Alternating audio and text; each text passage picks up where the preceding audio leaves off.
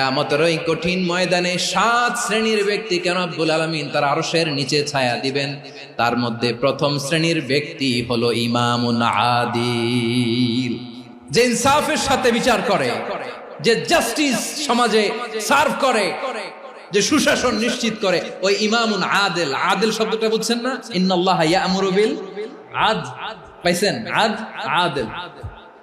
7 শ্রেণীর ব্যক্তিকে আল্লাহ তাআলা সুশীতল আরশের নিচে ছায়া দিবেন, যেদিন তার দেয়া ছায়া ছাড়া কোনো ছায়া থাকবে না। এর প্রথম হচ্ছে ইমামুন আদিল, ন্যায়পরায়ণ শাসক। চিল্লায় বলেন সুবহানাল্লাহ। আবার বিশ্বনবী বললেন, ইন্নাল মুকসিতিনা ইনদাল্লাহি আলা মানাবিরা মিন নূর আন ইয়ামিনির রহমান। কিয়ামতের দিন যারা ন্যায় পরায়ণ হিসেবে আল্লাহর সামনে দাঁড়াবে, কিয়ামতের দিন রব্বুল আলামিন তার আরশের ডান দিকে ওই ন্যায় পরায়ণ লোকদের জন্য আরশের ডান দিকে একটা